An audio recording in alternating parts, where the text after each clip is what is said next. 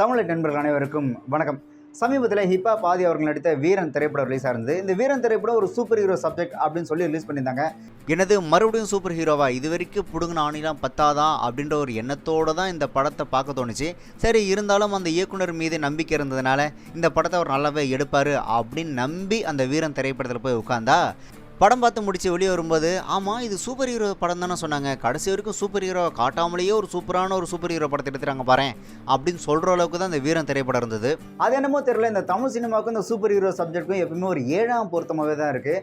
ஒரு super hero subject release ஆகுது அப்படின்னா அது உலக அளவுலையோ இல்லைனா ஒரு இந்திய அளவுலையோ ஒரு இம்பாக்டை கிரியேட் பண்ணாதான் அந்த சூப்பர் ஹீரோ அப்படின்ற ஒரு சப்ஜெக்டே ஒரு வேல்யூ இருக்கும். ஆனால் தமிழில் எடுக்கப்படுற ஒரு சில சூப்பர் ஹீரோ சப்ஜெக்ட் பார்த்தீங்க அப்படின்னா உலக அளவில், இந்திய அளவில், ஸ்டேட் அளவில், அதாவது நம்ம தமிழ்நாட்டு அளவில் கூட ஒரு மிகப்பெரிய ஒரு இம்பாக்டை கிரியேட் பண்ணலை அப்படின்றதான் ஒரு மிகப்பெரிய ஒரு வருத்தமான ஒரு விஷயமாவே இருக்குது. ஆனால் இது வரைக்கும் இந்திய அளவில் எடுக்கப்பட்ட ஒரு மிகச்சிறந்த ஒரு சூப்பர் ஹீரோ சப்ஜெக்ட் அப்படின்னா அது ஹிருத்திக் ரோஷன் அவர்கள் நடித்த கிறிஷ் திரைப்படம் தான். அந்த கிறிஷ் திரைப்படம் இந்திய அளவில் உலக அளவில் ஒரு மிகப்பெரிய ஒரு இம்பாக்டை கிரியேட் பண்ணுச்சு அப்படின்னு சொல்லலாம். 2003 வந்த கொய் மில்கையா திரைப்படத்தோட சீக்குவல் திரைப்படம் தான் இந்த கிறிஷ் திரைப்படம். அந்த கிறிஷ் திரைப்படம் உலக அளவில் எப்படி ஒரு இம்பாக்டை கிரியேட் பண்ணிச்சு அப்படின்னு பார்த்தீங்கன்னா 2006 ஜூன் 23 அதாவது சம்மர் டைமில் தான் இந்தியாவிலேருந்து உலக அளவில் அந்த கிறிஷ் திரைப்படத்தை ரிலீஸ் பண்ணியிருந்தாங்க. சேம் டைம் யூஎஸில் பார்த்தீங்க அப்படின்னா அதே 2006 ஜூன் 28 கிட்டத்தட்ட ஒரு 5 நாள் டிஃப்ரெண்ட்டில் பார்த்தீங்கன்னா யூஎஸில் சூப்பர்மேன் ரிட்டர்ன்ஸ் இந்த திரைப்படத்தை ரிலீஸ் பண்ணியிருந்தாங்க.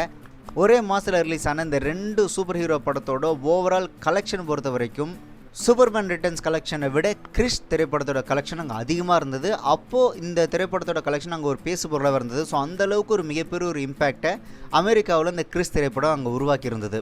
இதே தமிழ் எடுக்கப்படுற ஒரு சில சூப்பர் ஹீரோ சப்ஜெக்ட் அப்படின்றது ஒரு ரஜினி சாரோட ஒரு சாதாரண திரைப்படம் பார்த்தீங்கன்னா உலக அளவில், இந்த அளவில் ஒரு மிகப்பெரிய ஒரு இம்பாக்டை கிரியேட் பண்ணும். ஆனால் தமிழ் எடுக்கப்படுற சூப்பர் ஹீரோ சப்ஜெக்ட் அப்படின்றது ரஜினி சாரோட ஒரு சாதாரண திரைப்படம் உண்டாக்குற ஒரு இம்பாக்டை கூட நாம எடுக்கிற அந்த சூப்பர் ஹீரோ சப்ஜெக்ட் உருவாக்கல அப்படின்றது இங்க ரொம்பவே ஒரு யோசிக்க வேண்டிய ஒரு விஷயமாவே இருக்கு. தமிழ் சினிமால மிகச்சிறந்த இயக்குநர்கள் இருந்தாலும் கூட ஒரு சூப்பர் ஹீரோ சப்ஜெக்ட் எடுக்கிறதுக்குன்னு ஒரு சில ஃபார்முலா இருக்கு. எப்படி மேக்ஸ்ல இந்த ஃபார்முலா இப்படிதான்ப்பா போடணும் அப்படின்னு ஒன்று இருக்கும், அதே மாதிரி சூப்பர் ஹீரோ சப்ஜெக்ட்னு ஒரு சில ஃபார்முலா இருக்கு. ஆனா நம்ம ஆளுங்க அந்த சூப்பர் ஹீரோ படத்தை எடுக்கிறதா இருந்தால் எப்படி எடுக்கிறாங்க அப்படின்னு பார்த்தீங்கன்னா, ஏன் அவங்க மட்டும்தான் சூப்பர் ஹீரோ சப்ஜெக்ட் எடுப்பாங்களா, நாங்களும் எடுப்போம் அப்படின்னு வீம்புக்குன்னு எடுத்து வச்ச மாதிரி தான் இருக்கே தவிர அதுக்குன்னு இருக்கக்கூடிய அந்த ஃபார்மெட், அந்த ஃபார்முலாவில் அதுக்குன்னு இருக்கக்கூடிய ஒரு அழகோட அந்த ஒரு சூப்பர் ஹீரோ சப்ஜெக்ட் அவங்க எடுத்திருக்கவே மாட்டாங்க. ஒரு சாதாரண மனுஷன் அந்த சூப்பர் ஹீரோவாக மாறுறதுக்கான அந்த சக்திகள் பார்த்தீங்கன்னா மொத்தம் 3 வகையில் கிடைக்கும்.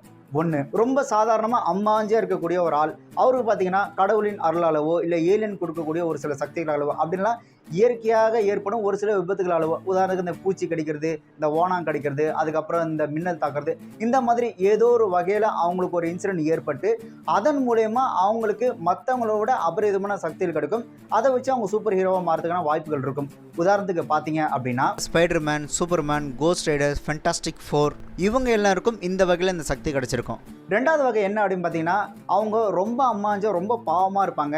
எப்படியாவது தனக்கு சக்தி கிடைச்சி இந்த எதிரிகளை அழிக்கணும் அப்படின்றதுக்காக அவங்களோட உடம்புக்குள்ள ஏதாவது ஒரு விஷயத்தை செலுத்தி அதன் மூலயமா அவங்களுக்கு வந்து ஒரு அபரிவிதமான சக்திகள் கிடைக்கிற மாதிரி அவங்களுக்கு உருவாகும். அப்படி இல்லைன்னா ஏதோ ஒன்று அவங்க உடம்புக்குள்ள பூந்து அவங்கள வந்துட்டு ஒரு மிகப்பெரிய ஒரு சக்தி வாய்ந்த ஒரு நபராக உருவாக்கும்.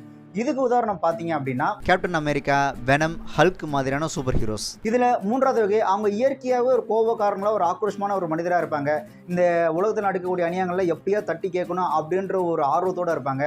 ஆனால் முகத்தை வெளியில் காட்டிடக்கூடாது அப்படின்றதுக்காக அவங்களுக்கு அவங்களே ஒரு செயற்கையான உடையை தயாரித்து அந்த செயற்கையான உடையில் செயற்கையான ஆயுதங்களை தயாரித்து வச்சுருந்துருப்பாங்க. செயற்கையான சக்திகளை தயாரித்து வச்சுக்கிட்டு சூப்பர் ஹீரோவுக்கான சக்திகள் இருக்கிற மாதிரி அவங்களே வடிவமைச்சிருப்பாங்க.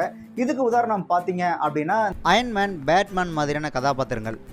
இப்படி இந்த 3 வகையில் இவங்களுக்கு இந்த சக்திகள் இருந்தாலும் கூட இவங்க எப்போ இந்த சூப்பர் ஹீரோவாக மாறுவாங்க அப்படின்னு பார்த்தீங்கன்னா, பொதுமக்களை ஏதோ ஒரு அரக்கன் கிட்ட இருந்தோ இல்லை பூமியை தாக்க வர ஏதோ ஒரு ஆபத்திலிருந்து இந்த பொதுமக்களை தாங்கிட்ட இருக்க சக்தியின் மூலயமா இவங்களை காப்பாற்றுறாங்க இல்லையா, அப்போ தான் இவங்க நார்மல் மனுஷன்லேருந்து சூப்பர் ஹீரோ அப்படின்ற ப்ரொமோஷன் அடைவாங்க. அது வரைக்கும் இந்த பொதுமக்களை காப்பாற்றாத வரைக்கும் அவங்க வந்துட்டு இந்த மாதிரி சக்திகள் கொண்ட அவங்களும் ஒரு நார்மல் மனிதராக தான் இருப்பாங்க. அடுத்து இந்த சூப்பர் ஹீரோ சப்ஜெக்டில் அந்த ஸ்க்ரீன் பிளே அப்படின்றது ரொம்ப ரொம்ப முக்கியம். அந்த சூப்பர் ஹீரோவாக வரக்கூடிய அந்த ஹீரோ கதாபாத்திரம் பார்த்தீங்க அப்படின்னா ரொம்ப அம்மாஞ்சியாக இருக்கணும். பெரிய புட்டி கண்ணாடி போட்டுட்டு சுற்றக்கூடிய ஒரு கதாபாத்திரமாக இருக்கணும். அந்த கண்ணாடி போட்டால் தான் அவங்களுக்கு கண்ணே தெரியணுன்ற ஒரு லெவலில் அவங்க இருக்கணும். இதை விட முக்கியமாக அவங்களால அந்த அநியாயத்தை எதிர்த்து கேட்கணுன்ற ஒரு மனசு இருந்தாலும் அவங்களால அந்த அநியாயத்தை எதிர்த்து கேட்க முடியாத ஒரு கையாலாகாதனமான ஒரு நபராக இருக்கணும்.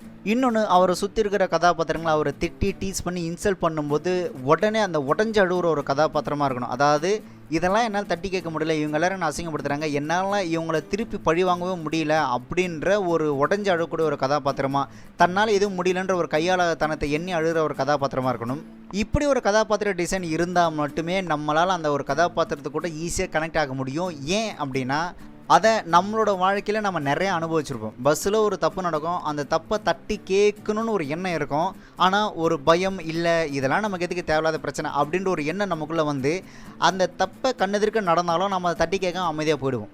அதே மாதிரி ரோட்டில் ஒரு ரவுடியோ நல்லா மாடு மாரி உடம்பு வச்சுக்கிட்டு சாதாரண ஒருத்தர் போட்டு அடிக்கும் போதோ, இல்லை ஒரு அரசியல்வாத அநியாயம் செய்யும் போதோ நமக்கு வந்து இந்த கோபம் உள்ளே அப்படியே பொங்கி வரும். ஆனால் என்ன ஆகும் அப்படின்னு பார்த்தீங்கன்னா, கொஞ்ச நேரத்தில் இந்த பொங்குன கோபம் புசுன்னு உள்ளே போயிடும். ஏன்னா அவங்க தலையெழுத்து அப்படி, இதெல்லாம் நாம் ஏன் தலையிடணும் அப்படின்னு சொல்லி நம்மளை நாமளே சமாதானப்படுத்திக்கிட்டு ஒரு மாதிரி குற்ற உணர்ச்சியோடு தான் தெரியும். ஆனால் மனசுக்குள்ளே உறுத்திட்டே இருக்கும், நம்ம தட்டி கேட்டுருந்துருக்கலாமோ, நமக்கு மட்டும் சக்தி இருந்தால் எப்படி இருக்கும் அப்படின்ற ஒரு ஃபீல் இருக்கும்.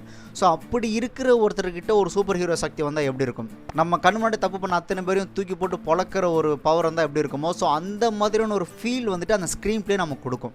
ஏன்னா ஈஸியாக அந்த கதாபாத்திரங்களோட நம்மளோட இயல்பான ஒரு வாழ்க்கையை கனெக்ட் பண்ணிக்க முடியும். அதனாலேயே அந்த ஸ்க்ரீன் பிளே வந்துட்டு அவ்வளோ ஸ்ட்ராங்காகவும் சக்ஸஸ்ஃபுல்லாகவும் அமையும். இதில் இன்னொரு விஷயம் என்ன அப்படின்னு பார்த்தீங்கன்னா, இந்த சூப்பர் ஹீரோ சக்தி கிடைச்ச எல்லாரும் நீங்கள் பாருங்கள், கண்ணாடி போட்டுக்கிட்டு அம்மாஞ்சியை திருவனுக்கு தான் அந்த சூப்பர் ஹீரோ சக்தியே கிடைக்கும். கடவுளோ ஏழுனோ இவங்க எல்லாருமே பார்த்தீங்கன்னா அந்த அம்மாஞ்சியை தேடி தேடி தான் சூப்பர் ஹீரோ சக்தியே கொடுக்குறாங்க. அட ஒரு பூச்சி கடிச்சா கூட அந்த அம்மாஞ்சியை தேடி கண்டுபிடிச்சி போய் தான் அந்த பூச்சியே கடிக்குதுன்னா, அந்தளவுக்கு அம்மாஞ்சியாக இருந்தால் தான் அந்த கதை ஒர்க் அவுட் ஆகும் அப்படின்றதான் இந்த சூப்பர் ஹீரோ அப்படின்ற திரைப்படத்துக்கான ஒரு பேசிக் ஃபார்முலா. ஸோ அப்படி ஒரு கையாலாகாத ஒரு அம்மாஞ்சிக்கிட்ட அந்த ஒரு சூப்பர் ஹீரோ சக்தி கிடைக்கும்போது அதை வச்சு அவன் இல்லாத சடலாம் பண்ணும். முதல்ல தனக்கு கிடைச்ச சக்தி உண்மையிலேயே சக்தி தானா அப்படின்னு சொல்லி டெஸ்ட் பண்ணுறதுலேருந்து ஆரம்பித்து, எவன்லாம் என்னை அசிங்கப்படுத்தினீங்களோ, எவன்லாம் என் கண்ணு முன்னாடி அநியாயம் பண்ணீங்களோ அத்தனை பேரையும் நான் உண்டிலன்னு பண்ணிவிடேன்டா அப்படின்னு சொல்லி அந்த ஒரு அம்மாஞ்சும் சூப்பர் ஹீரோவை மாதிரி செய்யக்கூடிய சேட்டைகள் அப்படின்றது அதை பார்க்கும்போதே நம்மளை ரொம்பவே ரசிக்க வைக்கும். இப்போ நான் சொன்ன இந்த விஷயங்களை அழகாக ஸ்க்ரீன் பிளேயில் பொருத்தி அற்புதமாக எடுத்து அத்தனை ரசிகர்களையும் ஆச்சரியப்பட வச்ச ஒரு திரைப்படம் எது அப்படின்னு பார்த்தீங்கன்னா, மலையாளத்தில் டொவினோ தாமஸ் அவர்கள் நடித்த மின்னல் முரளி திரைப்படம் தான். ஸோ அந்த படத்தில் வந்து அந்த டொவினோ தாமஸ் கதாபாத்திரம் பார்த்தீங்க அப்படின்னா, ஒரு கையாலாகாத ஒரு காமெடியான ஒரு கதாபாத்திரம் வடிவமைச்சு அவருக்கு அந்த சக்தி கிடைக்கும்போது அவர் பண்ணுற சேட்டைகள்லாம் உண்மையிலேயே ரொம்ப சூப்பராக இருந்தது. அந்த திரைப்படம் ஒரு சூப்பர் ஹீரோ சப்ஜெக்டாக இருந்தாலும் கூட குறைஞ்ச பட்ஜெட்டில் ஒரு அருமையான ஒரு சூப்பர் ஹீரோ சப்ஜெக்டையே உருவாக்கி தர முடியுன்றதுக்கு அந்த மின்னல் முரளி திரைப்படம் ஒரு மிகச்சிறந்த உதாரணம். அது ஒரு சூப்பர் ஹீரோ திரைப்படம்ன்றதுக்காக அதில் ஓவராக பிரம்மாண்டத்தை கொட்டாமல் ரொம்ப அழகாக ரொம்ப எமோஷனலாக அந்த திரைப்படத்தை நமக்கு கன்வே பண்ணியிருந்தாங்க அந்த மின்னல் முரளி டீம். 2006 வந்த கிறிஸ் திரைப்படத்துக்கு அப்புறமா இந்தியாவிலேருந்து வந்த இன்னொரு ஒரு சூப்பரான ஒரு சூப்பர் ஹீரோ சப்ஜெக்டான திரைப்படம் தான் இந்த மின்னல் முரளி திரைப்படம்ன்ற ஒரு பெருமையை சவுத் இந்தியாவிலேருந்து போன நம்மளோட மின்னல் முரளி திரைப்படம் நமக்கு வாங்கி கொடுத்துருக்கு. இதில் இன்னொரு அழகான ஆச்சரியம் என்ன அப்படின்னு பார்த்தீங்கன்னா, வெறும் 20 கோடி பட்ஜெட்லேயே அந்த திரைப்படத்தை ரொம்ப அழகாக எடுத்து முடிச்சிருந்தாங்க. அது ஆச்சரியம் மட்டும் இல்லை, 20 கோடியில் எப்படியா இப்படி ஒரு சூப்பர் ஹீரோ படத்தை உங்களால் எடுக்க முடிஞ்சதுன்றது அது ஒரு மிகப்பெரிய ஒரு விஷயமும் கூட. அதே மாதிரி ஒரு சூப்பர் ஹீரோ சப்ஜெக்ட்டுக்கான ஒரு திரைப்படத்தை எடுக்கிறாங்க அப்படின்னா அந்த படத்தோட கதாநாயகன் கேரக்டர் அப்படின்றது இப்படி இருக்கணும்னு நான் சொல்லியிருந்தேன். அதே மாதிரி அந்த படத்தில் ஒரு 100% இருக்குது அப்படின்னா அதில் வந்துட்டு 50% ஆக்ஷனுக்கு ஒதுக்கிட்டாங்க அப்படின்னா மீதி இருக்கிற 50% முழுக்க எமோஷனுக்கு ஒதுக்கணும். எமோஷனலாக ஒரு திரைப்படத்துக்கு கூட நம்ம கனெக்ட் ஆனால் மட்டும்தான் அந்த திரைப்படத்தை நம்மளால் முழுமையாக ஏற்றுக்க முடியும். இல்லைனா ஏதோ பிரம்மாண்டமாக கண்ணுக்கு குளிர்ச்சியாக ஒரு திரைப்படம் பார்த்த மாதிரி தான் இருக்குமே தவிர மனசுக்கு நெருக்கமான ஒரு திரைப்படமாக அது அமையாது. ஸோ அதனால் எமோஷனல் அப்படின்றது ரொம்ப ரொம்ப முக்கியம். இதெல்லாம் தாண்டி சூப்பர் ஹீரோ சப்ஜெக்டில் கவனிக்க வேண்டிய இன்னொரு மிக முக்கியமான ஒரு விஷயம் என்ன அப்படின்னு பார்த்தீங்கன்னா, ஹீரோக்கு எவ்வளோ இம்பார்ட்டன்ஸ் கொடுக்குறோமோ எவ்வளோ வேல்யூ கொடுக்குறோமோ அதே அளவு இல்லை, அதை விட ஒரு படி அதிகமாகவே வில்லனை பவர்ஃபுல்லாக வில்லனை பயங்கர ஒரு வேல்யூவோடு காட்டணும். ஸோ ஒரு பவர்ஃபுல்லான ஒரு வேல்யூபிளான ஒரு வில்லனை அடிக்கும் போது தான் ஒரு சாதாரண ஹீரோ கூட ஒரு சூப்பர் ஹீரோவை நமக்கு தெரிவாங்க. ஸோ இது ரொம்ப ரொம்ப ஒரு முக்கியமான ஒரு விஷயம் சூப்பர் ஹீரோ திரைப்படத்தில். தமிழ்லேயே இந்த சூப்பர் ஹீரோ சப்ஜெக்ட் அப்படின்றது எடுபட மாட்டேங்குது அப்படின்னு பார்த்தீங்கன்னா, அதுக்கு மிக முக்கிய காரணம் நம்மளோட இந்த தமிழ் சினிமா மாஸ் ஹீரோக்கள் தான். தமிழ் சினிமாவில் ஒரு ஹீரோ 10 படம் நடிச்சிட்டாரு அப்படின்னா அதில் ஒரு 5-6 படம் வெற்றி படமாக அமைஞ்சிட்டாலே போச்சு, அவ்வளோதான். அவங்க அடுத்து நடிக்கக்கூடிய ஒரு சாதாரண திரைப்படத்திலேயே கூட சூப்பர் ஹீரோஸே அலற விடுற அளவுக்கு ஒரு சூப்பர் ஹீரோ மாதிரி சாதாரண திரைப்படத்தில் நடிக்க ஆரம்பிச்சிடுறாங்க. உங்களுக்கு உதாரணத்துக்கு சொல்லணும்னா ரஜினி சாரே எடுத்துக்கலாம். அவர் ஸ்க்ரீனில் வந்தாலே சூப்பர் ஹீரோ தான். அவரோட தான் சூப்பர் ஹீரோ சக்தியை பற்றி சொல்லணும்னா அதுக்கு ஒரு 1 மணி நேரம் வீடியோ போடலாம். ஒரு சாம்பிளுக்கு சொல்லணும் அப்படின்னா ரஜினி அவர்கள் நடித்த இந்த பணக்காரன் திரைப்படம் இருக்குல்ல, அந்த திரைப்படத்தை எடுத்துக்கலாம். பணக்காரன் திரைப்படத்தில் ரஜினி அவர்கள் சிகரெட் அப்படியே தூக்கி போட்டு ஸ்டைலாக வாயில பிடிச்சிட்டு ஒரு தீக்குச்சி எடுத்து இப்படி வச்சு கொஞ்ச நேரம் உத்து பார்த்துட்டே இருப்பாரு. அந்த தீக்குச்சி பக்குன்னு பத்திக்கிட்டு எரியும்.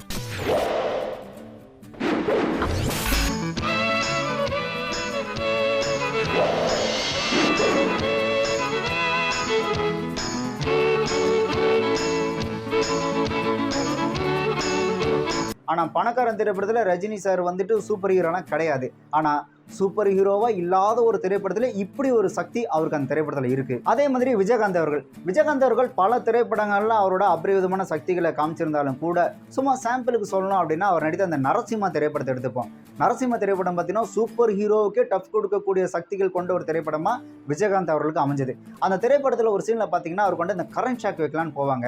அந்த கரண்ட் ஷாக் கம்பி இருக்குல்ல, அதை எடுத்துட்டு போயிட்டு அவர் தள்ள மாட்டேன் அந்த ஹெல்மெட்ல அப்படி வச்சு கரண்ட் ஷாக் கொடுக்கும்போது அவருக்கு ஒண்ணுமே ஆகாது. ரொம்ப கேஷுவலா சொல்லுவாரு, கரண்ட் தொட்டா சாதாரண மனுஷன் ஷாக் அடிக்கும், நான் நரசிம்மா என்னை தொட்டா கரண்ட்டுக்கே ஷாக் அடிக்கும் அப்படின்னு கரண்ட்டையே கதற விடுவாரு விஜயகாந்த் சார். கரண்ட தொட்டா சாதாரண மனுஷனுக்கு தான் ஷாக் அடிக்கும், என்ன தொட்டா கரண்ட்டுக்கே ஷாக் அடிக்கும்.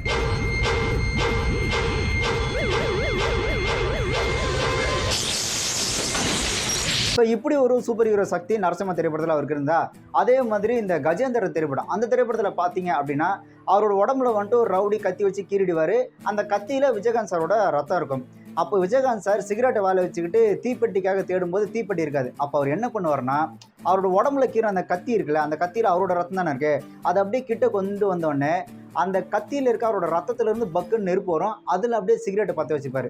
அதுக்கு என்ன சொல்லுவார்னா இது ஏன் ரத்தம் அப்படின்னு சொல்லுவார். அதாவது அவரோட உடம்புல ஓடுறது ரத்தமே கிடையாது, நெருப்பு குழம்பு தான். என்கிட்ட வந்துட்டு இல்லையே.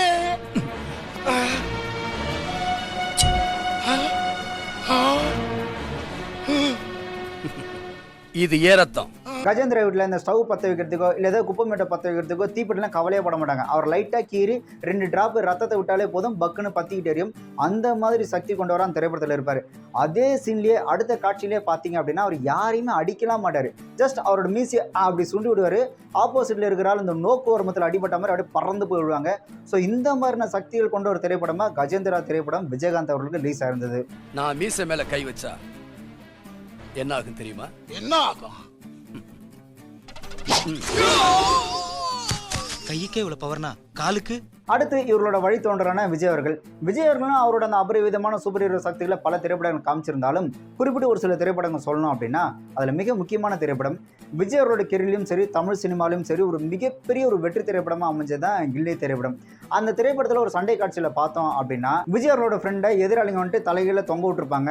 அப்போ அவர் ஃப்ரெண்டு என்ன பண்ணுறா, டே வேலையை மச்சான் காப்பாற்றுறோம் அப்படின்னு சொன்ன உடனே எங்கேயோ சண்டை போடுற விஜய் அவர்கள் என்ன பண்ணுவார்னா ஒரு பில்டிங்லேருந்து இன்னொரு பில்டிங் ஸ்லாப் இருக்கலாம், அந்த ஸ்லாப்பில் ஜிக்ஸாக்காக மாறி மாறி வந்து அவரோட ஃப்ரெண்டை காப்பாற்றுவார்.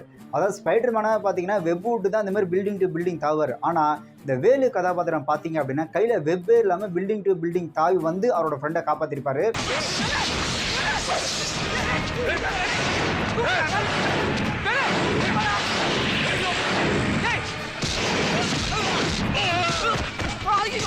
இந்த மாதிரியான மோசமான காட்சிகள் அந்த திரைப்படத்தில் இருந்திருந்தாலும் கூட அந்த படம் போன அந்த வேகத்தினால நாம அதெல்லாம் அப்படியே கண்டுக்காம இருட்டோம். ஒருவேளை கில்லி திரைப்படம் ஃப்ளாப் ஆயிருந்தது அப்படின்னா இந்த சீனெல்லாம் இந்நேரம் வச்சு செஞ்சிருப்பாங்க. அடுத்து விஜய் அவர்களோட கெரியர்லேயே 7 ஜென்மத்துக்கும் மன்னிக்க முடியாத மறக்க முடியாத ஒரு காட்சி அப்படின்னா குருவி படத்தில் வந்து அந்த ஃப்ளையிங் சீன் தான்.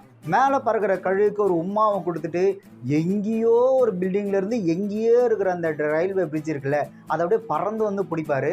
ஸோ இந்த காட்சி இருக்குல்ல, இந்த சக்தி இதுக்கு முன்னாடி நடித்த அந்த மாஸ் ஹீரோக்களுக்கும் இருந்ததில்ல, இது வரைக்கும் அவருக்கு அப்புறம் வந்த எந்த ஹீரோக்கும் இந்த ஒரு சக்தி கிடைச்சதே இல்லை.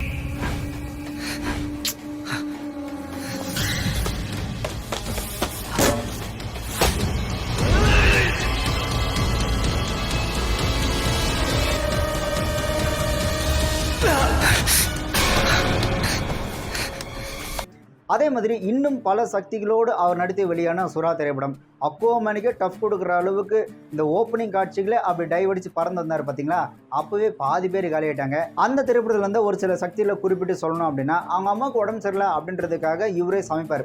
அப்போது ஸ்டவ் எடுத்து வைக்கும்போது ஸ்டவ்வை பற்ற வைக்கிறதுக்கு தீப்பெட்டி இருக்காது. அப்போ இவர் என்ன பண்ணுவார்னா நாமளே ஒரு நெருப்பு பருப்பு, நமக்கு இதுக்கிட்ட தனியாக நெருப்பு அப்படின்னு அப்படி ஒரு சொடக்கப்படுவார். ஸ்டவ் அப்படியே டக்குன்னு பற்றிக்கும். சரி, இதோட விட்டாரா அப்படின்னு பார்த்தீங்கன்னா, அடுத்த காட்சியில் நம்ம இன்னும் கொஞ்சம் ஆச்சரியப்பட வச்சுருந்துருப்பாரு. அந்த ஸ்டவ்வை பற்ற வச்சுட்டு கடாயை வச்சுட்டு கடாயில் எண்ணெய் ஊற்றிருப்பாரு. இந்த எண்ணெய் ரொம்ப நேரமாக பார்த்தீங்கன்னா பொரிக்காமல் இருந்திருக்கும். உடனே விஜய் அவர்கள் பார்த்துட்டு எண்ணெய் அப்படின்னோடனே அந்த எண்ணெய்லாம் இவர் பார்த்துட்டு ஐயோ இவரா பயங்கரமான ஆளாச்சு அப்படின்னு சொல்லி அவர் அந்த எண்ணெய் அப்படின்னு கேட்ட உடனே படப்படன்னு பொரிக்க ஆரம்பிச்சிடும். இப்படியான சக்திகள்லாம் விஜய் அவர்கள் அந்த திரைப்படத்தில் நிறையவே பயன்படுத்தியிருப்பாரு. என்ன அடுத்து இவரோட நண்பர் அஜித் அவர்கள், அவரும் பல திரைப்படங்களில் அவரோட அந்த சூப்பர் ஹீரோ சக்தியில காமிச்சிருந்தாலும் குறிப்பிட்டு ஒரு சில படங்கள் சொல்லணும் அப்படின்னா அவர் நடித்த சிட்டிசன் திரைப்படம். அந்த திரைப்படத்தில் போலீஸ்காரங்களாம் அவரை துரத்துவாங்க. அப்புறம் என்ன பண்ணாலும் திபுதுன்னு ஓடி வந்து செவுத்துல காலை வச்சுட்டு இந்த ஸ்விம்மிங் பண்ணுவாங்களா பேக்லேயே, அந்த மாதிரி ஏர்லேயே அப்படியே பேக்லேயே பறப்பாரு. அதுக்கப்புறம் தான் தெரிஞ்சது அவர்கிட்ட இருந்த சக்தி எது ஒன்று பார்த்தீங்கன்னா அந்த பேட்மேன் சக்தி தான். பேட்மேன் பண்ணுறதை விட அதிகமாகவே அந்த சிட்டிசன் திரைப்படத்தில் ஒரு சில காட்சிகளில் அஜித் அவர்கள் பண்ணியிருப்பாரு.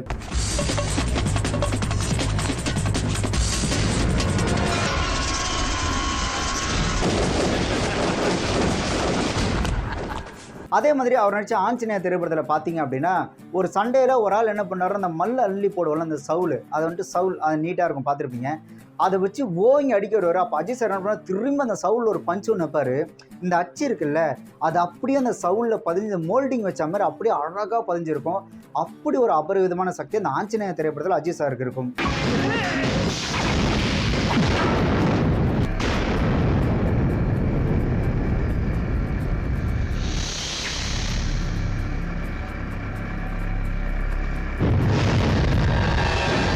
அடுத்து இவங்களோட வழித்தோன்றல் வந்த விஷால் அவர்கள், இந்த Rajini sir, Vijayakanth sir, Vijay sir, Ajith சார்லாம் பார்த்தீங்கன்னா அவங்களும் ஒரு 20 படம் நடிச்சதுக்கு அப்புறம் தான் சூப்பர் ஹீரோ சக்தியை பயன்படுத்தியிருந்தாங்க. ஆனால் விஷால் அவர்கள் பார்த்தீங்கன்னா 5வது 6வது படத்திலேயே பல சக்திகளை அந்த சூப்பர் ஹீரோ சக்தியில வெளிப்படுத்த ஆரம்பிச்சிட்டாரு.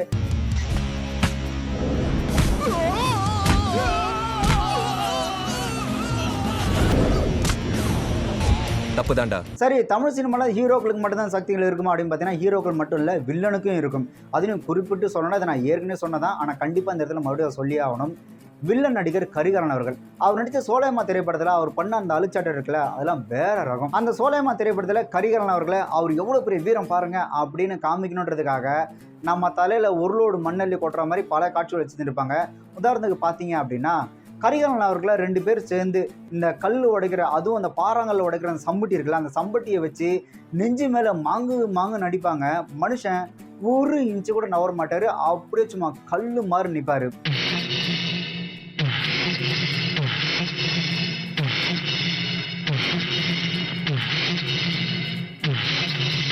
இந்த எதையும் தாங்கும் இதயம் அப்படின்றத நம்ம கேள்விப்பட்டிருப்போம்ல, அது இவர் தான். இதே மாதிரி இன்னொரு காட்சியில பாத்தீங்க அப்படின்னா ஒரு முதுகு பின்னாடி 2 பேர் நின்றுட்டு வெட்டு கத்தி வச்சு மாறி ஷோல்டர்ல விட்டுவாங்க. ஒரு சின்ன கீறல் கூட விடாது, மனுஷன் சும்மா ஹல்க்கு மாரி அசராம நிப்பாப்ல.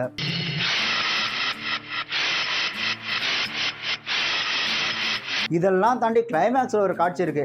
கரிகாலன் அவர்களை ஊரே சேர்ந்து கொல்லணும் அப்படின்னு சொல்லி முயற்சி செய்யும் போது ஒருத்தர் என்ன பண்ணுவாருன்னா அந்த திருசூலம் இருக்குல்ல, அந்த திருசூலம் பார்த்தீங்கன்னா 3 இது இந்த ஷார்ப்பாக இருக்கும், அதை வச்சு வயிற்றுல ஓங்கி குத்துவாங்க. ஒரு சாதாரண மனுஷனுக்கு திருசூலத்தை வச்சு வயிற்றுல ஓங்கி குத்துனா என்ன ஆகும்? குடல் மொத்தமே வெளியே வந்து விடுவோம். அட்லீஸ்ட் அந்த 3 ஷார்ப்பாக இருக்குல்ல அது போய் குத்தி கொஞ்சம் ரத்தமாவது வரணும். ஆனால் இது யாரு? கரிகாலனாச்சே, நடக்குமா? அவரோட வயிற்றுல ஓங்கி குத்துன உடனே என்ன ஆச்சு அப்படின்னு பார்த்தீங்கன்னா அந்த திருசூலம் இருக்குல்ல அதுவே பெண்டாகி வளைஞ்சிருச்சு.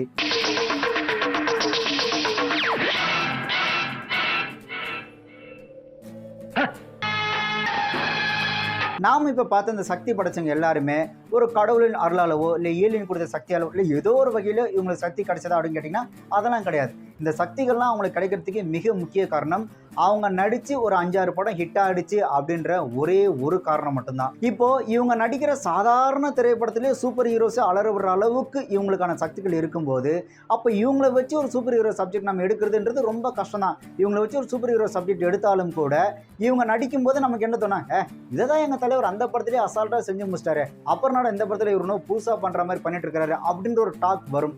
ஸோ இந்த மாதிரி ஆட்களை வச்சு ஒரு சூப்பர் ஹீரோ சப்ஜெக்ட் எடுக்கிறது அப்படின்றது கொஞ்சம் கஷ்டமான ஒரு விஷயம் தான். சரி, இந்த மாஸ் ஹீரோக்கள் தான் இப்படி பண்ணுறாங்க அப்படின்னு பார்த்தீங்கன்னா ஒரு சில இயக்குநர்களும் அப்படி தான், ஏன் அவங்க தான் சூப்பர் ஹீரோ சப்ஜெக்ட் எடுப்பாங்களா, நாங்களாம் எடுக்க மாட்டோமா அப்படின்னு வீம்புக்குன்னா எடுத்து அந்த சூப்பர் ஹீரோ சப்ஜெக்டை விளங்காம ஆக்கி விட்டுறாங்க. இதுக்கு மிகப்பெரிய உதாரணங்கள் அப்படின்னு பார்த்தோன்னா, இதுக்கு முன்னாடி நாங்கள் சூப்பர் ஹீரோ சப்ஜெக்ட் எடுக்கிறோம் அப்படின்னு சொல்லி வெளியான திரைப்படங்கள் தான். உங்களுக்கு உதாரணத்துக்கு சொல்லணும்னா விஜய் அவர்கள் நடித்த வேலாயுதம் இந்த திரைப்படம் ஒரு சூப்பர் ஹீரோ சப்ஜெக்ட் அப்படின்னு சொல்லி ஆரம்பிக்கப்பட்ட ஒரு திரைப்படம் தான். தெலுங்குல நாகார்ஜுனா அவர்கள் 2000 நடித்த திரைப்படம் தான் ஆசாத். அந்த திரைப்படத்தோட அஃபிஷியல் ரீமேக் தான் விஜய் அவர்கள் நடித்த அந்த வேலாயுதம் திரைப்படம். வேலாயுதம் திரைப்படம் ஒரு சூப்பர் ஹீரோ சப்ஜெக்டாக ஆரம்பிக்கப்பட்டாலும் அந்த திரைப்படத்தை பார்க்கும்போது ஒரு சூப்பர் ஹீரோவாக அவர் மாறினதுக்கு அப்புறம் அவர் எதையுமே புதுசாவோ வித்தியாசமாவோ எதுவுமே பண்ணலை. அவர் அந்த கிராமத்தில் இருக்கும்போது நார்மலாக என்னெல்லாம் ஸ்டண்ட் பண்ணாரோ அதை தான் அவர் அந்த சூப்பர் ஹீரோவாக அந்த காஸ்டியூம் போட்டதுக்கு அப்புறமும் பண்ணுறாருன்னும் போது அதில் அந்த சூப்பர் ஹீரோக்குன்னு இந்த ஸ்பெஷல் எலிமெண்ட்ஸ் அப்படின்றது ஒன்றுமே இல்லாமல் போயிடுச்சு. இன்னும் சொல்லப்போனால் அவர் இந்த கில்லி, குருவி, அதுக்கப்புறம் சுறா திரைப்படத்தில் ஒரு சில சாகசங்கள் பண்ணார் பார்த்தீங்களா, அந்த மாதிரியான சாகசங்கள் அந்த மேஜிக் கூட வேலாயுதம் திரைப்படத்தில் அவர் எதுவுமே பண்ணியிருந்திருக்க மாட்டார். அப்படி இருக்கும்போது இது ஒரு சூப்பர் ஹீரோ சப்ஜெக்ட் அப்படின்னு சொல்கிறதே ஒரு அநியாயமான பொய் தான். அடுத்த திரைப்படம் விக்ரம் அவர்கள் நடித்த கந்தசாமி திரைப்படம். இந்த திரைப்படம் ஆரம்பிக்கும் போது சூப்பர் ஹீரோ சப்ஜெக்ட்னு சொல்ல ஆரம்பிச்சது மட்டும் இல்லாமல் இந்த திரைப்படத்தோட ட்ரெய்லர்லேயே எத்தனை நாள் இயக்கம் இப்படி ஒரு சூப்பர் ஹீரோக்காக அப்படின்னு சொல்லி ஒவ்வொரு பில்டப்பு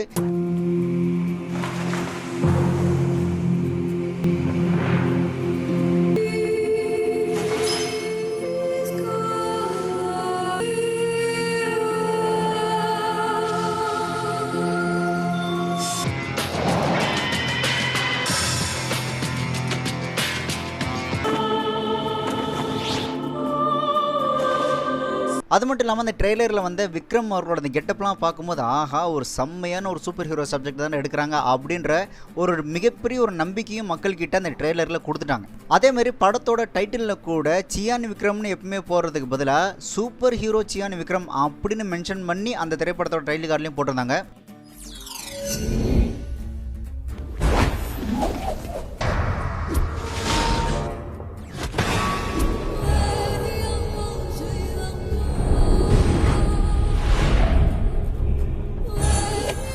ஆனால் அந்த கந்தசாமி திரைப்படத்தை ஒரு முழு படமாக பார்க்கும்போது இதுக்கு இந்த சூப்பர் ஹீரோ சப்ஜெக்ட் இதில் ஒன்றுமே இல்லையே அப்படின்ற ஒரு ஃபீல் தான் இருந்தது. அதுலேயும் ஒரு சில கெட்டப்லாம் எதுக்கு போட்டாருன்னே தெரியாது. முக்கியமாக அந்த லேடி கெட்டப்லாம் போட்டு வருவார். அதெல்லாம் தேவையில்லாத அன்வான்ட் சீனாக தான் அந்த திரைப்படத்திலே கொண்டு வந்திருப்பாங்க. அந்த திரைப்படத்தை பிரம்மாண்டத்தையும் கவர்ச்சியும் நம்பி கதையை கண்டுக்காமல் விட்டுருந்துருப்பாங்க. ஸ்க்ரீன் பிளேலையும் ரொம்ப மோசமான ஒரு ஸ்க்ரீன் பிளேவாக தான் அந்த கந்தசாமி திரைப்படமே இருக்கும். அவர் அந்த சூப்பர் ஹீரோவாக மாறினதுக்கப்புறம் ஏதாவது ஸ்பெஷலாக பண்ணுறாரு அப்படின்னு பார்த்தீங்கன்னா அதுவும் கிடையாது. அவர் நார்மலாக இருக்கும்போது என்ன பண்ணுறாரோ அதே தான் சூப்பர் ஹீரோவாக மாறினும் போது ஏதாவது கெட்டப் போடும்போதும் அதே தான் பண்ணாரே தவிர சூப்பர் ஹீரோக்காக அந்த திரைப்படத்தில் புதுசாக எதையுமே ட்ரை பண்ணியிருக்க மாட்டாங்க. இதெல்லாம் தாண்டி அந்த படத்தோட அந்த ஒன்லைன் அந்த ஸ்க்ரீன் பிளே இருக்குல்ல, ரஜினி சாரே அந்த கதையை கொண்டு அந்த ஸ்க்ரீன் பிளேயில் ஒரு 10 படம் நடிச்சிருப்பார்.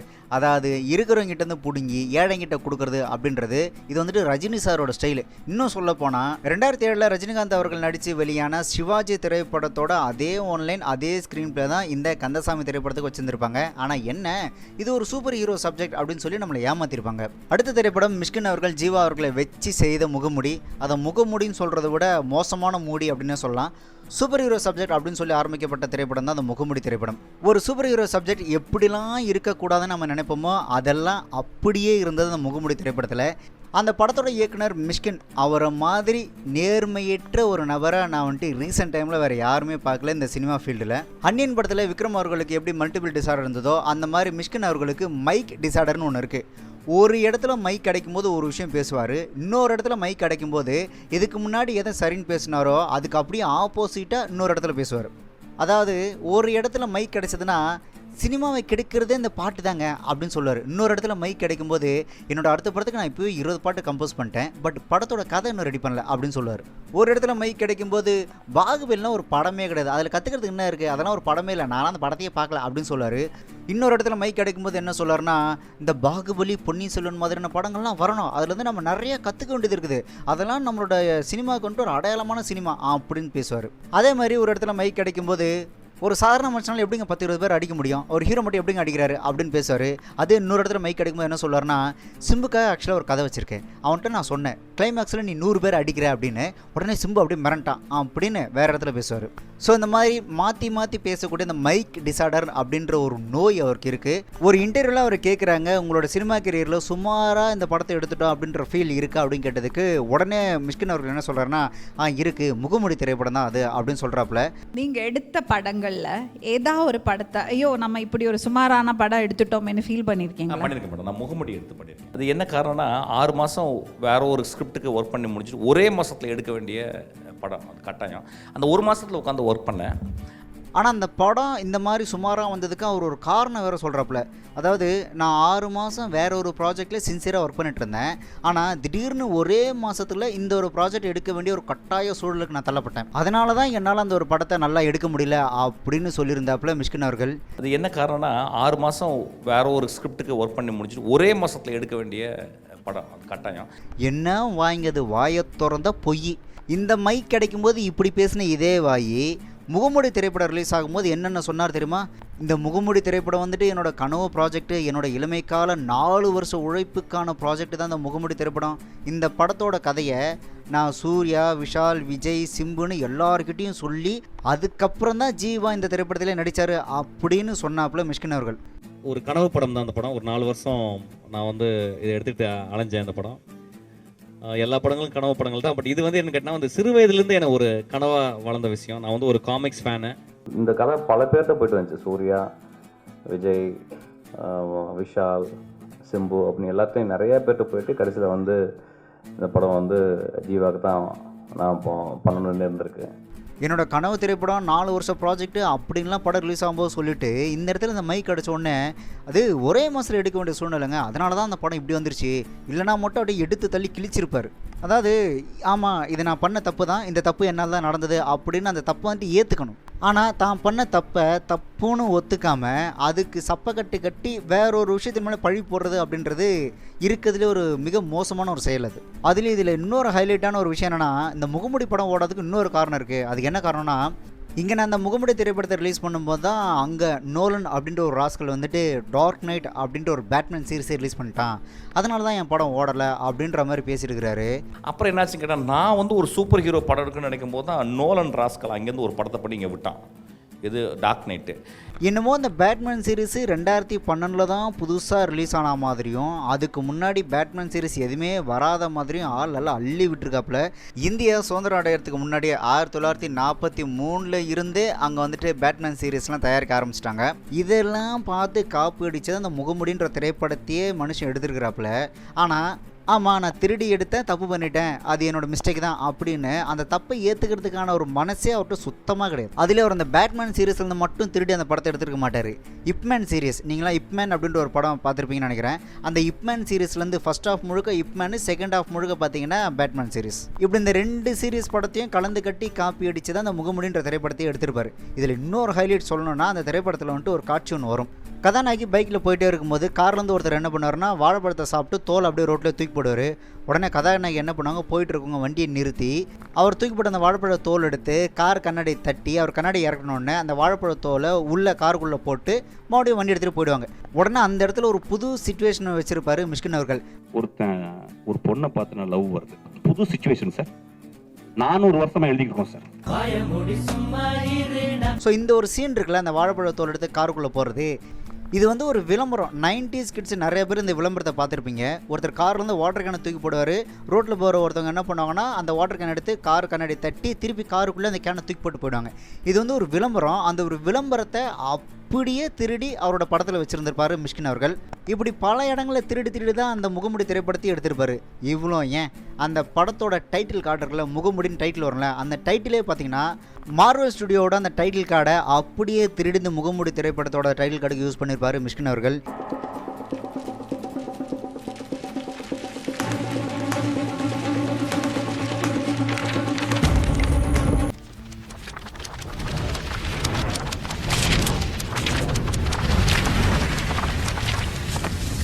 இப்படி ஆரம்பத்துலேருந்து எண்டிங் வரைக்கும் நல்லா திருடி ஒரு படத்தை எடுத்துகிட்டு அந்த படம் ஃப்ளாப் ஆனதுக்கு நான் காரணமே இல்லை அப்படின்னு சொல்கிறதெல்லாம் ரொம்ப மோசமான ஒரு மனநிலை. ஸோ இந்த முகமுடி திரைப்படம் ஒரு சூப்பர் ஹீரோ சப்ஜெக்ட்டுக்கு ஏற்ற ஒரு திரைப்படம் தான். ஆனால் என்ன, ஒரு சூப்பர் ஹீரோ சப்ஜெக்ட் எப்படி எடுக்கக்கூடாதுன்றதுக்கு ஏற்ற திரைப்படம். நம்ம மூவி மேக்கிங் வந்து வளரவே இல்லை sir. When India is going to make a movie without song, it will come to Oscar. என்னுடைய படத்துக்கு அடுத்த 2 படத்துக்கு என்ன படம்னு தெரியல, ஆனால் ஒரு 20 பாட்டு கம்போஸ் பண்ணிட்டேன். அடுத்த திரைப்படம் சிவகார்த்திகேயன் அவர்கள் நடித்த ஹீரோ. அந்த திரைப்படத்தில் சிவகார்த்திகேயன் அவர்களை சூப்பர் ஹீரோவாக காட்டுறதுக்கான மெனக்கடல்கள்லாம் செஞ்சுருப்பாங்க. பட் அந்த திரைப்படத்தில் சிவகார்த்திகேயன் அவர்களை ஒரு சூப்பர் ஹீரோவாக நம்மளால் பார்க்கவே முடியல. சிவகார்த்திகேயன் அவர்கள் இது வரைக்கும் டீப் எமோஷனலாக நடித்த மாதிரி நான் எந்த படத்துலையும் பார்த்ததே இல்லை. ஒரு மாதிரி அந்த எமோஷனலில் கூட ஒரு கிரிஞ்சி எமோஷனலாக தான் நடிச்சிருக்காரே தவிர ஆக்டிங்கில் ஒரு எமோஷ்னலாக அவர் நடித்த மாதிரி இது வரைக்கும் எந்த படமும் இல்லை. உங்களுக்கு இந்த மான்காரத்தை திரைப்படத்தெல்லாம் பார்த்தீங்கன்னா கிளைமேக்ஸில் அவர் அழுவுறதே ஒரு மாதிரி கிரிஞ்சித்தனமாக தான் இருக்கும். ஸோ அப்படி பார்க்கும்போது அவர் வந்துட்டு ஒரு சூப்பர் ஹீரோ கதாபாத்திரத்தில் அவரை வச்சு பார்க்குறதுன்றது நமக்கு ஒரு மாதிரி கஷ்டமாக தான் இருந்தது. இன்னும் சொல்லப்போனால் அந்த ஹீரோ திரைப்படத்தில் உண்மையான ஹீரோவே அர்ஜுன் அவர்கள் தான். அந்த திரைப்படத்தில் அர்ஜுன் அவர்கள் வர அந்த ஒரு சீக்வன்ஸ் மட்டும்தான் பார்த்து ரசிக்கிற மாதிரி இருந்து சிவகார்த்திகேயன் அவர்கள் ஹீரோவாக கனெக்ட் ஆகிறார் இல்லையா. ஸோ அதெல்லாம் வந்துட்டு அந்தளவுக்கு ரசிக்கும்படியாகவே இல்லை. முக்கியமாக அந்த ஹீரோ படத்தோட வில்லன் பயங்கர மொக்கையான வில்லன், அவ்வளோ பவர்ஃபுல்லாகவும் வில்லனோட அந்த கதாபாத்திரமும் ஒன்றும் டிசைன் பண்ணாதனால அதுவும் ரொம்ப மோசமான ஒரு திரைப்படமாக அமைஞ்சது. ஆக்சுவலாக அந்த படத்தை இப்படி கொண்டு போயிருந்துருக்கலாம். அர்ஜுன் அவர்கள் ஒரு சயின்டிஃபிக் டீச்சராக இருப்பார். அது மட்டும் இல்லாமல் புது புது கண்டுபிடிப்புகளை அவரும் கண்டுபிடிப்பார். கூட இருக்கிற பசங்களை வச்சு அவங்க கண்டுபிடிக்கிறதுக்கு இவர் ஒரு தூண்டுகோலாகவும் இருப்பார். இவருக்கு ஒரு கால் நடக்க வராதனால ஸ்டிக் வச்சு நடந்துட்டு இருப்பார். அது மட்டும் இல்லாமல் தற்காப்புக்காக ஒரு சில ஆயுதங்களை ஸ்டிக்கிலையும் சரி இல்லை பால் மாதிரியும் சரி ஒரு சில ஆயுதங்களை அவரே தயாரித்து வச்சுருந்துருப்பார்.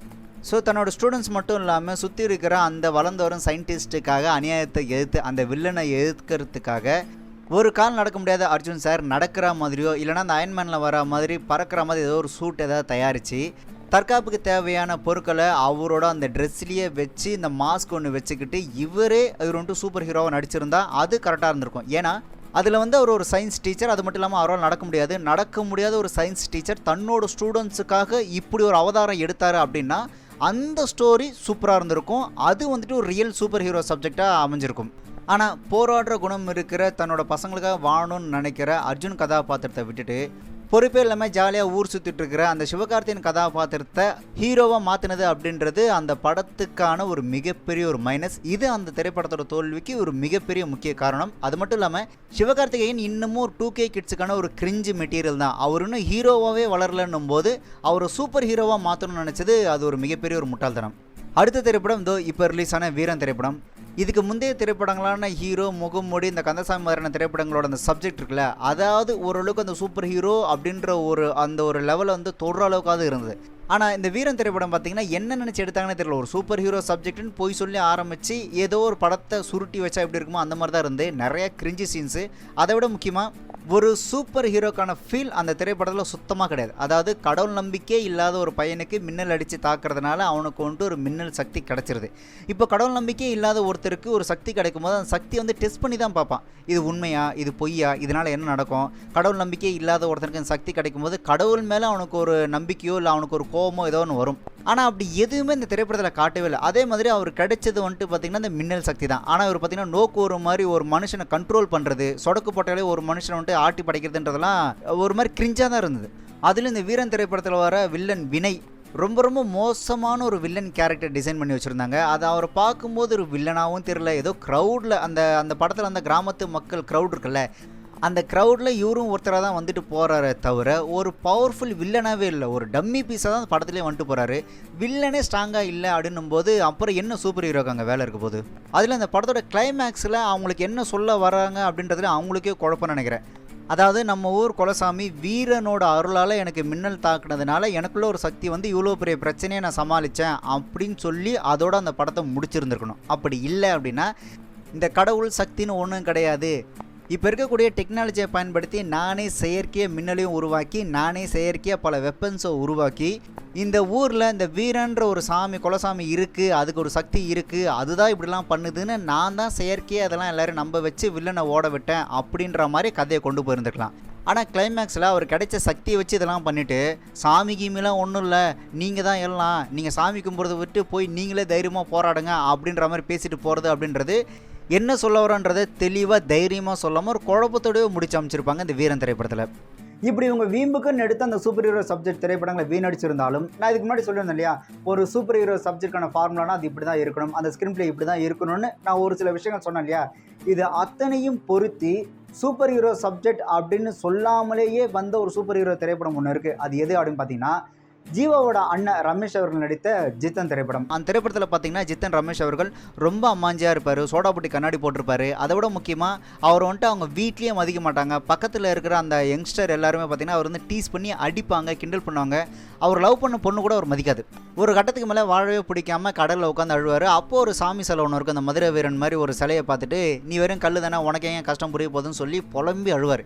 அதுக்கப்புறம் அந்த சாமி சிலையை தொட்டதுக்கப்புறம் அவருக்கு ஒரு சக்தி கிடைக்கும், அதாவது யார் கண்ணுக்கும் தெரியாமல் மறைஞ்சி போகிற சக்தி. இந்த சக்தி பார்த்திங்கன்னா இந்த ஃபென்டாஸ்டிக் ஃபோர் அந்த ஃபீமேல் கதாபாத்திரத்துக்கு வரக்கூடிய சக்தி.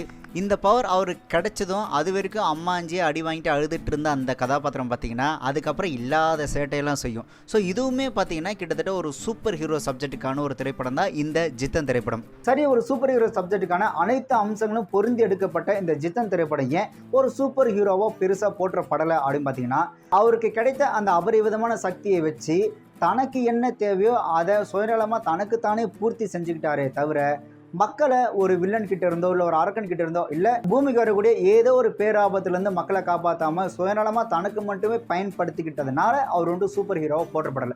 ஒருவேளை அந்த சக்தியை வச்சு மக்களை காப்பாற்றியிருந்தாரு அப்படின்னா அதுவும் ஒரு சூப்பர் ஹீரோ சப்ஜெக்டாக அமைஞ்சிருக்கும். அடுத்து இந்த எந்திரன் திரைப்படம் ஒரு சூப்பர் ஹீரோ திரைப்படமா அப்படின்னு கேட்டிங்கன்னா அது வந்துட்டு சூப்பர் ஹீரோ சப்ஜெக்டுக்குள்ளேயே வராது. அது வந்துட்டு ஒரு சயின்ஸ் ஃபிக்ஷன் திரைப்படம் தான். எந்திரன் திரைப்படம் டெர்மினேட்டர் மாதிரி அது வந்துட்டு ஒரு ஃபியூச்சர் ஃபிலிம் தானே தவிர அது வந்து சூப்பர் ஹீரோ சப்ஜெக்டில் வராது. அடுத்து இந்த சூப்பர் ஹீரோ சப்ஜெக்ட் பற்றி ஒரு சில விஷயங்கள் சொல்லணும் அப்படின்னா, ஒரு சில சூப்பர் ஹீரோக்கள் பார்த்தீங்கன்னா பொறுப்பு இல்லாமல் குடிச்சிட்டு அவர் பாட்டு இந்த உலகத்தில் ஜாலியாக சுற்றிட்டு இருப்பாரு. ஆனால் திடீர்னு இந்த உலகத்துக்கு கொண்டு ஒரு மிகப்பெரிய ஒரு ஆபத்து வரும். உடனே அரசாங்கமோ இல்லை யாரோ ஒரு ப்ரொஃபஸரோ பார்த்தீங்கன்னா இது அவரால் மட்டும்தான் முடியும் அப்படின்னு சொல்லி அந்த சூப்பர் ஹீரோ கிட்ட வந்து கெஞ்சுவார், ஏப்பா இந்த உலகத்துக்கு ஒரு ஆபத்துப்பா தயவு செஞ்சு காப்பாற்றுப்பா அப்படின்னு சொல்லி கெஞ்சுவார். அந்த நேரத்தில் அந்த சூப்பர் ஹீரோ பார்த்தீங்கன்னா எனக்கு அதெல்லாம் டைம் இல்லை, என்னால் அதெல்லாம் முடியாது அப்படின்னு சொல்லி ஓவராக பிஹேவ் பண்ணார். இதெல்லாம் கூடம்னா அந்த சூப்பர் ஹீரோ வாழ்கிற அந்த ஒரு உலகம் தான் ஆபத்தே வரும். ஆனால் அந்த உலகத்தை காப்பாற்றுறதுக்கே அவர்கிட்ட போய் கெஞ்சணும், ஏப்பா எப்படியாவது காப்பாற்றி கொடுப்பா அப்படின்னு சொல்லி அதுக்கப்புறம் இந்த சூப்பர் ஹீரோ ரொம்ப நேரம் சலிச்சுக்கிட்டு சரி ஓகே காப்பாற்றி தொலைறேன் அப்படின்னு முடிவெடுத்து அதுக்கப்புறம் இந்த உலகத்தையே காப்பாற்ற வருவார். இது எப்படி இருக்கணும், இந்த வடிவேல் சார் சொல்கிற மாதிரி தான். அந்த ப்ரொஃபஸர் தம்பி இருக்குல்ல, அந்த தம்பி எனக்கு ரொம்ப தெரிஞ்ச தம்பி தான். இந்த உலகத்தை காப்பாற்றுங்கன்னு காலில் விழுந்து கடையாக கடந்து கதறினாப்புல சேரு கழுதியே போனால் போதும் இந்த போகிற போக்குள்ள இந்த உலகத்தை காப்பாற்றிட்டு போகலான்னு இந்த உலகத்தை காப்பாற்ற வந்தேன் அப்படின்ற மாதிரி தான் ஒரு சில சூப்பர் ஹீரோ திரைப்படங்களில் ஒரு சில சூப்பர் ஹீரோஸ்கள் செய்யக்கூடிய அந்த அழிச்சாட்டியங்களே இருக்கும். இப்போ நான் சொன்ன இந்த விஷயங்கள்லேருந்து உங்களுக்கு கண்டிப்பாக புரிஞ்சிருக்கும் தமிழ்லேயே இந்த சூப்பர் ஹீரோ சப்ஜெக்ட் பெருசாக எடுபட மாட்டேங்குது அப்படின்னு. இந்த இயக்குநர்களும் சரி பெரிய தயாரிப்பாளர்களும் சரி மிகப்பெரிய மார்க்கெட் இருக்கிற ஒரு மாஸ் ஹீரோட்ட போய் தான் இந்த மாதிரியான சப்ஜெக்டை கொண்டு போய் கொடுக்குறாங்க. நீங்கள் நடிச்சிங்க அப்படின்னா படத்தை நல்லா பிஸ்னஸ் பண்ணலாம் அப்படின்ற ஒரு ஐடியாவோட அந்த பெரிய மாஸ் ஹீரோ கிட்ட இந்த ஒரு சூப்பர் ஹீரோ சப்ஜெக்டை கொண்டு போய் அப்ரோச் பண்ணுறாங்க. ஆனால் அந்த மாஸ் ஹீரோ என்ன பண்ணுவார், அவர் நடிக்கிற சாதாரண திரைப்படத்தில் ஒரு சூப்பர் ஹீரோவாக தான் நடிக்கிறாரு. அப்படி இருக்கும்போது என்னது நான் புட்டி கண்ணாடி போடணுமா, அதெல்லாம் முடியாது. என்னது நான் வந்துட்டு அம்மாஜா நடிக்குமா, அதெல்லாம் முடியாது. என்னது நான் 4 பேர் திட்டணுமா, அதெல்லாம் வாய்ப்பே இல்லை.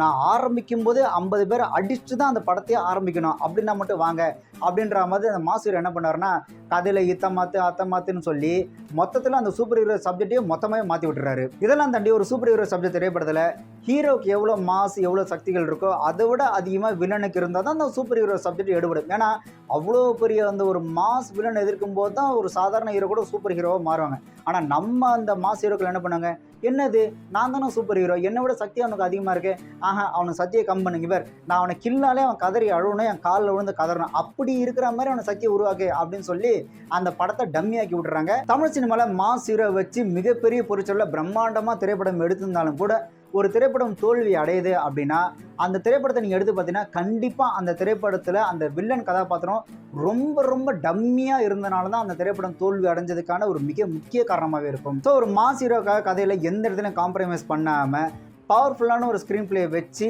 ஒரு சாதாரண ஹீரோவை வச்சு எடுத்தால் கூட நம்மளாலையும் ஒரு மிகச்சிறந்த ஒரு சூப்பர் ஹீரோ சப்ஜெக்ட் திரைப்படத்தை உருவாக்க முடியும். என்னை பொறுத்த வரைக்கும் சூப்பர் ஹீரோஸ் யார் அப்படின்னு பார்த்தீங்கன்னா மக்களுக்கு ஏதோ ஒரு வகையில் ஒரு பெரிய ஆபத்து வரும்போது தனக்கு அதனால் எந்த பிரச்சனை வந்தாலும் பரவாயில்ல நான் மக்கள் கூட நின்று போராடுறேன் அப்படின்னு மக்களுக்கு ஆதரவாக போராடுற அத்தனை பேருமே சூப்பர் ஹீரோஸ் தான்.